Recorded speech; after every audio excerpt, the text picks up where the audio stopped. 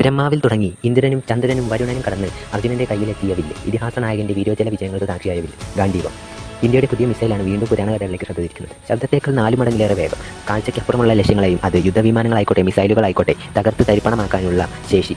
SFDR എഞ്ചിനിൽ കുതിക്കുന്ന ഗാണ്ടീവ എന്ന air to air missile വ്യോമസേനയ്ക്ക് വേണ്ടി ഇന്ത്യ തദ്ദേശീയമായി നിർമ്മിച്ച അസ്ത്ര MK3 എന്ന മിസൈലാണ് ഗാണ്ടീവ എന്ന് ഔദ്യോഗികമായി നാമകരണം ചെയ്യപ്പെട്ടിരിക്കുന്നത്. പ്രതിരോധ ഗവേഷണ സ്ഥാപനമായ defence research and development organisation അഥവാ DRDO ആണ് മിസൈൽ വികസിപ്പിച്ചത്.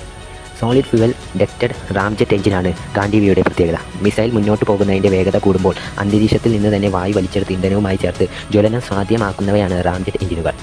മിസൈലുകളിൽ ഇന്ധനത്തിനോടൊപ്പം ജ്വലനം വേഗത്തിലാക്കാൻ പ്രത്യേക ഓക്സിഡൈസറും ഉപയോഗിക്കേണ്ടി വരാറുണ്ട്. എന്നാൽ റാംജെറ്റ് എഞ്ചിനുകൾ ഓക്സിജൻ അന്തരീക്ഷത്തിൽ നിന്ന് തന്നെ വലിച്ചെടുക്കുന്നതിനാൽ ഓക്സിഡൈസറിൻ്റെ അളവ് കുറയ്ക്കാനാകും. അതിനാൽ പരമ്പരാഗത മിസൈലുകളെ അപേക്ഷിച്ച് ഗാണ്ടീവയ്ക്ക് ഭാരം കുറവായിരിക്കുമെന്ന് മാത്രമല്ല, ദീർഘദൂര യാത്ര ചെയ്ത് പ്രഹര പരിധി വർദ്ധിപ്പിക്കാൻ ഈ സാങ്കേതിക വിദ്യ മിസൈലിനെ സഹായിക്കും. 220 കിലോഗ്രാമാണ് ഗാണ്ടീവ മിസൈലിൻ്റെ ഭാരം. DRDO ഇതിനു മുമ്പ് വികസിപ്പിച്ച അസ്ത്ര MK1, അസ്ത്ര MK2 എന്നീ മിസൈലുകളുടെ പിൻഗാമിയാണ് ഗാണ്ടീവ.